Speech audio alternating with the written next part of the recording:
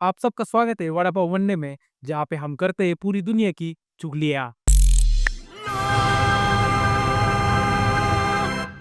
मुझे एक बात बताओ, हमारे देश की शान कौन है? भाईजान, मोदी जी या राहुल गांधी? बताओ बताओ, जल्दी बताओ। ये तीनों भी नहीं। बैगन। और करेक्ट आंसर है इंडियन आर्मी, पर ये वाली इंडियन आर्मी नहीं। सर पहले कितना मजा आता था, अब वो मजा नहीं रहा। हमारी आर्मी जो दुनिया के सबसे ठंडे जगहों पे अपनी हड्डियां गिलाती है, बस हमारे लिए, हमारे सेफ्टी के लिए। और यही इंडियन आर्मी के गजराज कॉर्प ने एक मोनोरेल तैयार की है, और वो भी 16,000 फीट की ऊंचाई में, जो है कामांग हिमालय, जो कि अरुणाचल प्रदेश में आता है। ये इंडियन आर्मी के ऐसा पोस्ट है जहाँ पे हाई एल्टीट्यूड जोन है। इसका मतलब ये बहुत कठिन है वहाँ पे पहुँचने के लिए। वहाँ पे लॉजिस्टिक कोई भी पहुँचाना हो तो वहाँ पे पहुँचाने के लिए बहुत मुश्किल होती है। और ऊपर से अगर वेदर ने आपका साथ नहीं दिया तो वहाँ पे ना कोई लॉजिस्टिक का ट्रक जाता है और ना ही कोई हेलीकॉप्टर। और इसी हालत से लड़ने के लिए इंडियन आर्मी ने वहाँ पे एक मोनोरेल तैयार कर दी। और सबसे ज्यादा शौक की बात ये है कि ये जो गजराज कॉर्प्स की इंजीनियर्स और ट्रूप्स ने ये जो मोनोरेल है वो वहीं पे बनाई। मतलब ऐसा नहीं कि नीचे बनाई, वहाँ पे नीचे टेस्टिंग की और वहाँ पे ऊपर सामान लेके गए। नहीं, इन्होंने सारी चीजें 16,000 फीट के ऊपर ही बनाई और वहीं पे मोनोरेल स्टार्ट कर दी। और ये मोनोरेल जरूरत की सारी चीजें लेके जा सकती है, जैसे कि राशन, एम्यूनेशन, फ्यूल, सब कुछ। और इसका पे लोड 300 kg की कैपेसिटी रखता है। मतलब एक सिंगल ट्रिप में ये 300 kg का सामान लेके जा सकती है। दिन हो या रात हो या वेदर कैसा भी हो, ये मोनोरेल हमेशा काम करती रहेगी। इसीलिए कहते हैं कि इंडियन मिलिट्री का काम क्वालिटी होता है, चाहे वो रोड्स हो, ब्रिजेस हो, और ये भी मोनोरेल। ये सब ठीक है, पर अरुणाचल प्रदेश के नीचे जो वेस्ट बंगाल है, वहाँ की पॉलिटिकल पार्टी ट्विटर पे आपस में भिड़ चुकी है। बीजेपी वेस्ट बंगाल ने बिहार इलेक्शन जीतने के बाद अपने ट्विटर हैंडल पे ये डाला, और फिर क्या टीएमसी भी कुछ कम नहीं थी, वहीं से स्टार्ट हो गया उनका मीम वॉर। सपने देखना अच्छी बात है, पर वेस्ट बंगाल में मेन बात ये नहीं है कि वहाँ पे मीम वॉर चालू हुआ है, बल्कि बात ये है कि वेस्ट बंगाल में जब से एसआईआर लागू हुआ है तब से बहुत सारे बांग्लादेशी घुसपैठी है वापस अपने बांग्लादेश चले जा रहे हैं। ये इंडिया बांग्लादेश की बॉर्डर, जहाँ पे बांग्लादेशी वापस जाने के लिए लाइन में खड़े हैं कि हमें भारत छोड़ के बांग्लादेश चले जाना है। और ये हुआ है बस एसआरआई सर्वे की वजह से। एसआईआर मतलब स्पेशल इंटेंसिव रिवीजन। ये वेस्ट बंगाल के इलेक्शन से पहले इलेक्शन कमीशन ने पूरी रिवीजन किया जा रहा है वोटर लिस्ट की, जिसमें कौन सा नाम डुप्लीकेट है, किसका आईडी गलत है या डुप्लीकेट बना के दिया गया है, वो सब चेक किया जा रहा है। और अगर गलत आई डुप्लीकेट आईडी से अगर पकड़े गई तो डिपोर्टेशन फिक्स है। और इसी तरह से बहुत सारे इलीगल बांग्लादेशी इमिग्रेंट्स वापस बांग्लादेश चले गए। और अगर बांग्लादेशी घुसपैठियों की बात कोई रही तो बांग्लादेश की जो इंटरनल बात है वो भी हम यहीं पे डिस्कस कर लेते हैं।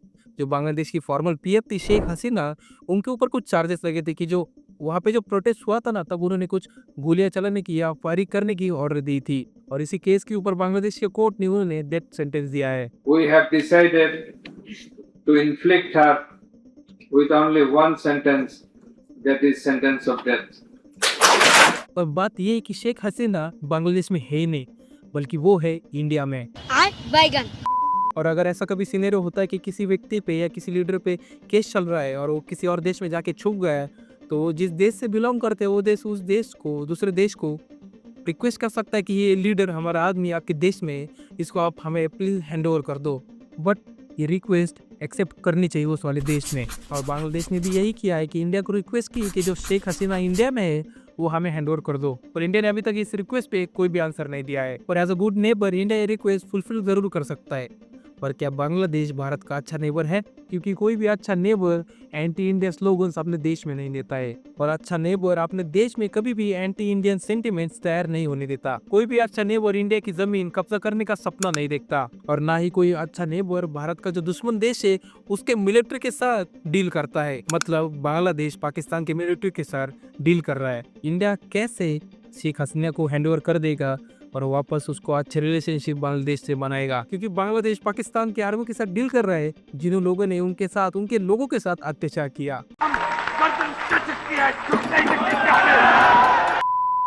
तो ये बात है पैसों की। पैसा किसको पसंद नहीं होता, ये भी कोई सवाल है? पैसा तो हर किसी को पसंद है, क्योंकि इससे ही तो दुनिया चलती है। और ये बात भी अच्छे से अलर्ट पार्टी सर को समझ आई, तो उन्होंने भी अपना फिजिक्स वाला लिमिटेड का स्टॉक मार्केट में उतार दिया। वैसे तो अलॉटमेंट बुकिंग करने के टाइम स्टॉक की वैल्यू थी 109, मतलब 109 रुपए। और जब अलॉटमेंट होने के बाद जब स्टॉक ओपनिंग हुआ मार्केट में तो उसकी वैल्यू चली गई 143 रुपीज। और कुछ दिनों बाद ये स्टॉक 7% से नीचे गिर गया। और अगर हम इसकी आज की वैल्यू देखें तो 134 है। पर ये तो स्टॉक मार्केट, यहाँ पे स्टॉक की वैल्यू ऊपर नीचे होती रहती है। फिजिक्स वाला बायजूस वाला थोड़ी है, नहीं है ना। बंद करो यार, बोल दिया ना बंद करो यार, बंद करो इसको एकदम।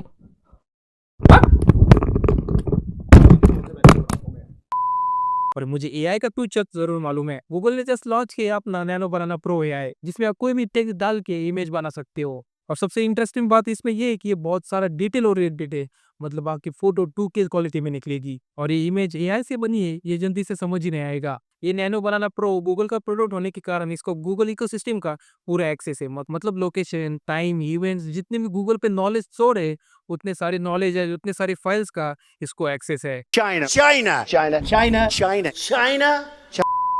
चाइना ने रिसेंटली ऐसा कुछ लॉ पास किया है, अगर वो लॉ सेम लॉ भारत में आ जाता है तो बहुत सारे इन्फ्लुएंसर्स की दुकान बंद हो जानी है। तो चाइना ने सोशल मीडिया के लिए एक ऐसा लॉ लाया है।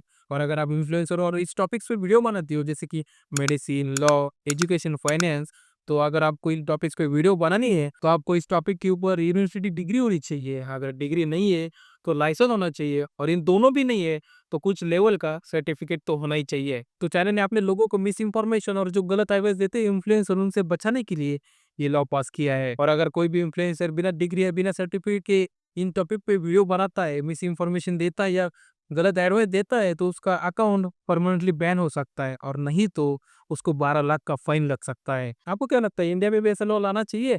जो भी हो, मेरी दुकान बंद हो इससे पहले मैं चाहता हूँ मिलते हैं नेक्स्ट मंडे को।